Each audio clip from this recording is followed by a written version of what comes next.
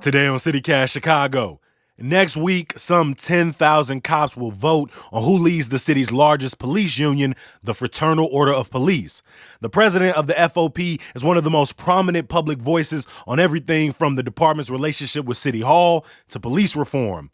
WBEZ's Chip Mitchell tells us about the two candidates vying for the office. It's Monday, January 30th. I'm Jacoby Cochran, and this is CityCast Chicago.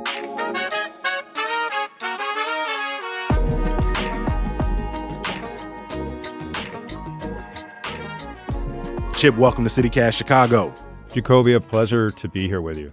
I really appreciate you. John Catanzara is the current FOP president. Can you tell CityCast listeners who this individual is and what is he known for? Basically, what is his reputation? Well, before he was elected president of the union in 2020, he was a veteran cop, patrol officer. He gained a lot of attention, though. He was well known in the rank and file for being an outspoken supporter for Donald Trump. That was even while in uniform. He also once notoriously filed a criminal report on Eddie Johnson, the police superintendent at the time, for marching with protesters on an expressway. That report and a bunch of social media posts that Catanzara made on Facebook deployed vulgar or allegedly racist language on a variety of topics. All those led to a recommendation that he be fired. This was actually the third time he had been recommended for dismissal. The police board hearing on that firing ended abruptly when Catanzara retired from CPD instead. So Jacoby, as president of the union, he's been in for 3 years. He's headed a 28-member board of the union that has not included a single black member. There have been many explosive moments during his term. I guess none more explosive than it was the evening of the January 6th riots. I gave him a call, and he agreed to speak on tape on the record, and he made comments very supportive of the rioters, in sympathy with them, defending them. But when he came into office, or when he came into this elected position, right, this is weeks later, the uprisings, not only in Chicago, but across the nation happened. And he was not nearly as sympathetic to those individuals who were sort of marching for what they believed in. But come January 6th, when individuals are, breaking into the Capitol building, he seemed to have a different tone. Yeah, right. This is not somebody who's prone to supporting protesters. In fact, the previous summer during the protests here in Chicago over the Minneapolis police killing of George Floyd, there was a cop who kneeled in support, who kneeled in solidarity with the protesters, and a black cop, a black woman, and Catanzara moved to have her expelled from the union, and it led to a really extraordinary moment right in front of the Union Hall, the Lodge Hall in the West Loop, where you had all of these black retired police officers protesting against their former union. Mm-hmm. Some of them their current union if they remained in. So what has the support inside the union been like? Especially among white cops, who are still about 45% of the department. He's very popular. He has been very popular, at least. He won by a large margin in the runoff election 3 years ago, unseated the incumbent. Officers, at least in the past, have felt like they need a louder voice, and they certainly got one with John Catanzara. Now, some of that may be starting to wear off, as we'll discuss. He's got a pretty formidable challenger in this in his reelection campaign here. Who's challenging Catanzara, and what is their sort of recorded history?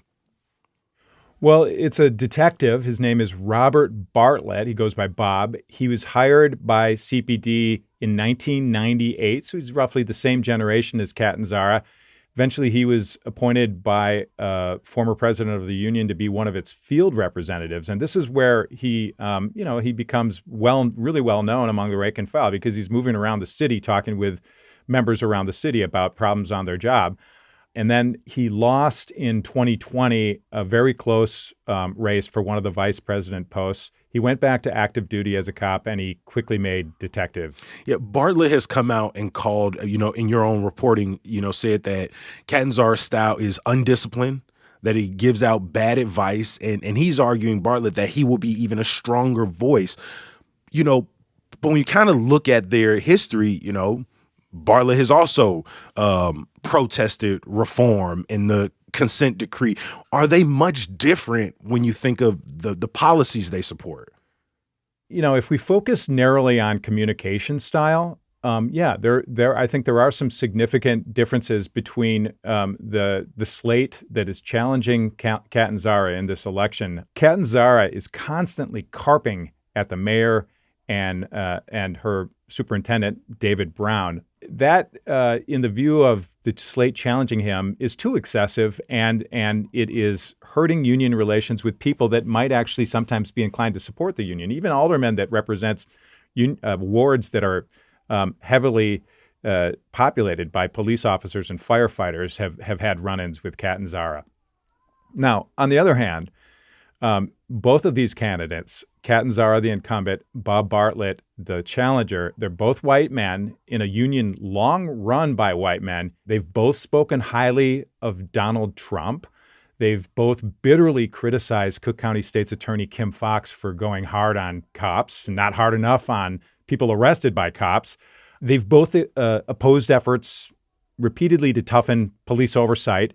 Bartlett, just a few years ago, he gained some prominence in the public eyes because there was reporting about him out in front of CPS, Chicago Public Schools headquarters. Mm-hmm. He was leafleting against a curriculum for middle and high school students that the city had agreed to about the torture of detainees by detectives under disgraced Commander John Burge. And, it actually gives the impression that they didn't mind the tactics of these detectives under Burge, or they were in some very severe denial that any of it took place. Mm-hmm. And it's very well documented. So I doubt we'll see any noticeable difference in how the union, for example, directs funds for defending cops in trouble for alleged misconduct. So Bartlett, he himself was he was on the lodge's legal defense committee as it paid for years and years of a legal team defending Jason Van Dyke against the criminal charges that eventually sent him to prison for killing teenager Laquan McDonald. I mean, this history of supporting disgraced police officers, even ones who have been, brought up on criminal charges, again, it runs through the history of FOP presidents, going out to, all the way back to Deneen, who supported Burge, Donahue, who, made sure that the FOP helped pay for Burge's defense. And so even now, having a candidate kind of continue in those efforts, kind of feels par for the course. Well, I got to say one thing, which is that, working class people, there's a widespread recognition that they deserve rights and that they deserve to have a union. And there's a union principle that, unions represent even bad apples, because if the bad apples if their rights, for example, to due process are not protected, then it affects the whole rank and file. So it's not for nothing that we have these conflicts about the role of the FOP. But to be clear, when we talk about UIC faculty, striking, it's different because, maybe some of their members aren't shooting people in Chicago. And so while it is important for unions to support their members, I do think at some point a union has to take a stand in recognizing that their membership is in a relationship with the city at large.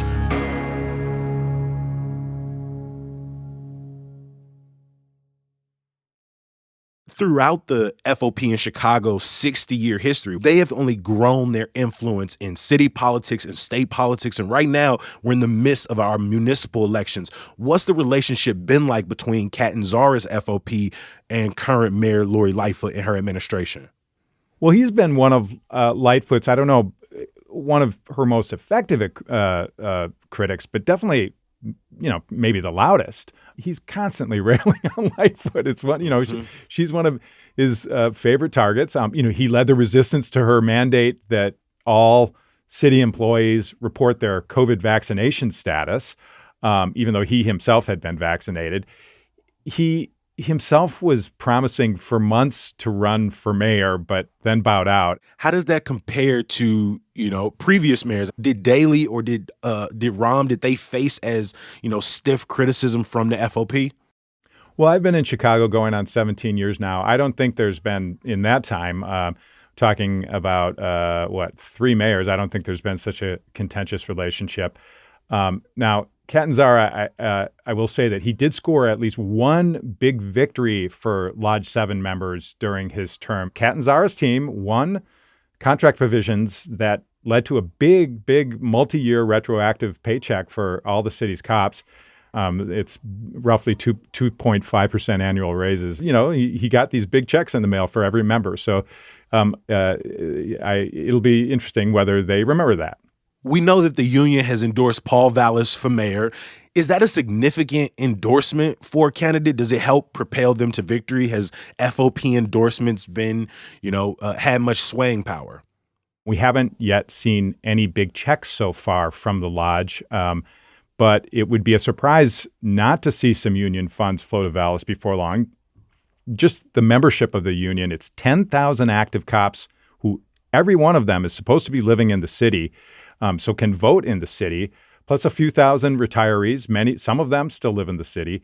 So, the FOP Lodge 7, it may only be about half the size of the Chicago Teachers Union, but yeah, it's still significant, especially, and this is crucial, if the union mounts a serious get out the vote effort in the days and the weeks leading up to the election. Mm-hmm. I mean, that's not the only thing they're focused on. They release aldermanic endorsements, but also the FOP has been really active in the newly created police district council races. Can you remind listeners what those councils are and what the union has been doing there? Yeah, super interesting. It took years of lobbying by police reform supporters to get these councils passed into law. What they'll be is locally elected councils in each of the city's 22 police districts. And they're supposed to help provide feedback to each, the commander and to each district about local priorities and policies, basically help to oversee the police locally. The first elections for these district councils are next month, at the same time as the mayor's election. And it's interesting that the FOP, the union that represents cops, is putting money into races for these district council elections. That's even though they were specifically created to give regular community members more oversight over the police. So what we've seen so far, and this is thanks to reporting by my WBZ colleague, Anna Savchenko, the lodge paid $25,000. This is what has been reported, at least $25,000 to 2 election attorneys to try to kick candidates off the ballot in at least 3 police districts. All 3 of those ballot challenges, by the way, failed. But it's just interesting that the union sees these district councils as significant and is willing to put real money into these races. Why should the general public care who runs the police union? Well, this is the union for all of the rank and file cops, detectives, patrol officers, of course, evidence technicians, 10,000 of them. It's the largest city department. It employs the people who many residents of the city consider to be on the front lines against violent crime. So it is significant, and we have to be paying attention to who leads that union. Now, one thing I'm paying attention to a lot is as the demographics in the union shift, and this is a long-term change. White cops are a minority in the department, about last I looked around 45%. As their numbers decline, we may eventually see, cops of color mount a challenge. So far, that has not taken place. When will we know the results of the union election? Well, the union says it'll mail out the ballots to all members about February 9th. We'll know who is the entire board and who's going to lead the union as president on late February 9th or 10th. Chip Mitchell covers criminal justice for WBEZ. Thank you again for joining us here at CityCast. It's really my pleasure, Jacoby. Thank you. Before I let you go, a little bit of news, y'all. Cook County is back at low risk for transmission of COVID-19 after 9 weeks. The Chicago Department of Public Health also announced it'll no longer update COVID data daily, but rather every Wednesday. Cook County Assessor Fritz Kagi is hosting a public meeting at Pilsen's Benito Juarez High School this Wednesday at 6:30 to discuss the rise in property taxes. Pilsen residents saw some of the most dramatic increases. After 3 years, the affordable transportation option Megabus is back in Chicago. They'll have routes to 23 cities with some fares as low as $1. And some good news to get you through. Today's good news comes from a CityCast listener. Good morning, CityCast. My name is Georgia. I live in Irving Park, and my good news is that I have gotten to work as a substitute in kindergarten all week, and kindergartners are wonderful, not shy about sharing their love, and it's been a very positive experience for me, and I hope that they have been having as much fun as I have. Thanks for all the great work that you do, and have a great week. Thank you, Georgia. You can tell us your good news by leaving us a voicemail at 773-780-0246. I'm going to be here tomorrow doing what I do best. Hopefully you'll join me. Peace.